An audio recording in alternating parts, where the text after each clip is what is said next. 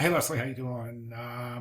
This is good. This is very good. I know a lot of students come into this class and they just don't really know really what they're getting themselves into in terms of sustainability and design thinking. So for you to put together this type of a presentation for the very first project, I think it's pretty commendable. As I think the same for a lot of your classmates. You guys really jumped in and really took the bull by the horn, so to speak, started researching and coming up with these results. So, and you know, the from dog food and the bag and everything, it's not surprising to me that that the information, the sustainability information, is not readily available. This is probably a very small, very independent company.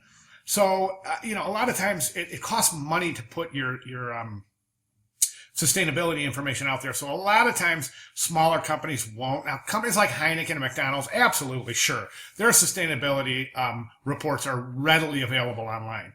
I wouldn't expect as much from, I shouldn't say as much because it's impossible for a small company to do that. So completely understandable. I don't know this dog food. I use Chewy .com as well. I love them. They do exactly what they're going to say. The stuff's always on time. The price is always right. They're good. They're good company.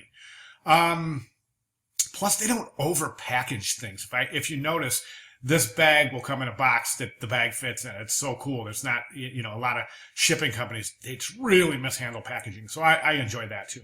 I use a food called Acana, Acana. I got an 95 pound pit bull. So it's really good food. And I just put a little extra protein in there, that Stella and Chewy's.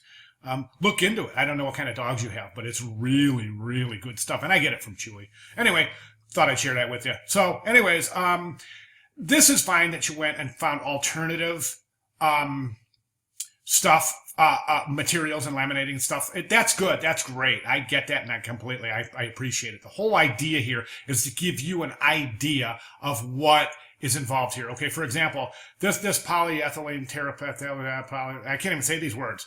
So, I mean, what I want you to keep in mind is that there's a good chance, though, that if you can't pronounce it, it's probably not sustainable. Like ethanol glycol combined with xylene, I'm going to bet you that there's some pretty toxic stuff in those chemicals. So keep that in mind. Just because a company says, hey, we're sustainable, we use PET, that doesn't mean anything. You have to look into it. So that's awesome.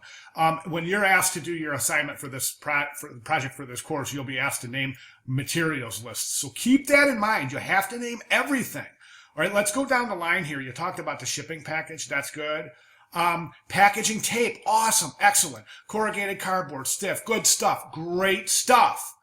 Okay, a couple of things you want to keep in mind. Corrugated cardboard, what is it print? The ink that they print on, we need to know what that's made from. And also all of the adhesives, the glues, and the tape used to tape these packaging shut. You mentioned packaging tape, but the one thing I wanted to mention was, you said something about, what's it? Air valve made some kind of plastic, probably PET, that is glued.